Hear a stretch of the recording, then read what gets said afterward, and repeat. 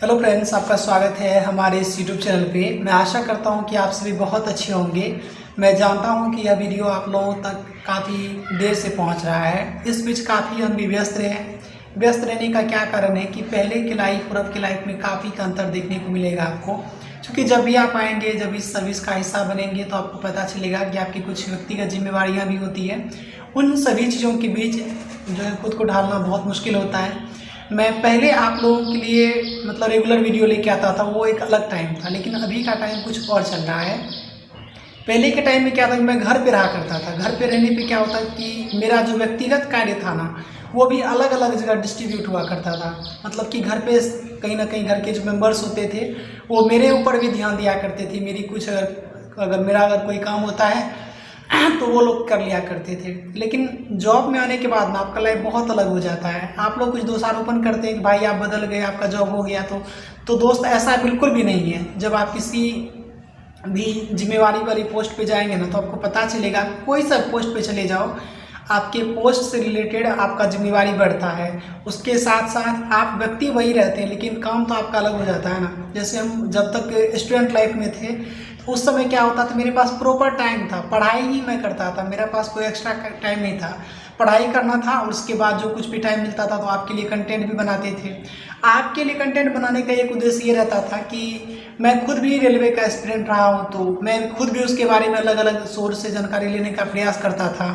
और जो जानकारी मुझे अच्छा लगता था वो आप तक साझा भी करता था। एक कारण ये था।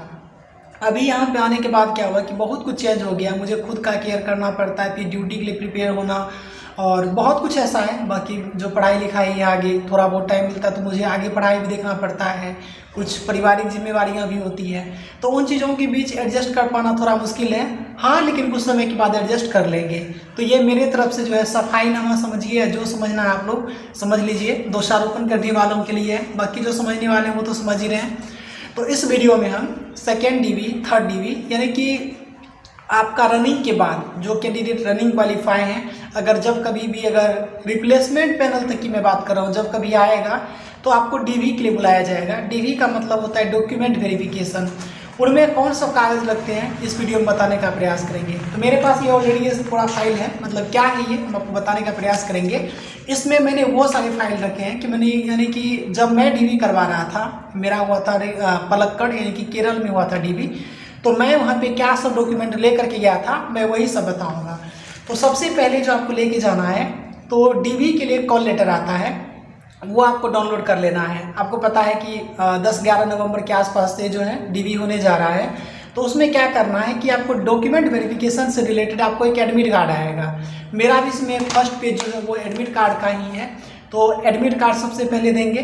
उसके बाद दूसरा जो आपका कागज़ लगता है वो होता है पीईटी का, यानी कि जब आप रनिंग के लिए आए होंगे उस समय जो आपका एडमिट कार्ड दिया गया है तो वो एडमिट कार्ड लगेगा।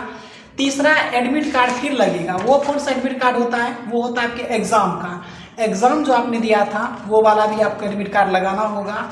और उसके बाद जो डॉक्यूमेंट लगता है वो कास्ट रिलेटेड डॉक्यूमेंट होगा।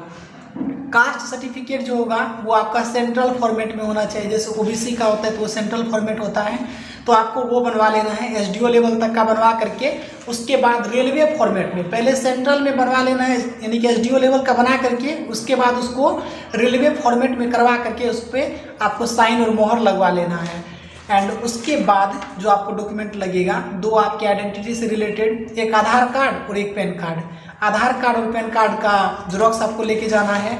उसके बाद मैं अपना अनुभव साझा कर रहा हूँ, जब डीवी करवाने के लिए आप जाएंगे तो आपको फिर वहाँ पे क्वालिफिकेशन से रिलेटेड आपको देना होगा। तो मेरा क्या हुआ, पलक्कड़ में सिर्फ और सिर्फ 10th का लिया था। चूँकि ये लेवल 1 का जो पोस्ट है ये 10th बेसिस से था, तो इसमें हायर वहाँ पे नहीं ले रहा था। फर्स्ट डीवी के टाइम में, ज्वाइनिंग के टाइम में आपको जितना डॉक्यूमेंट लगाना है सब लगा सकते हैं, लेकिन डीवी के टाइम में वहाँ पे जो लिया गया था सिर्फ हमसे मेट्रिकुलेशन का लिया था।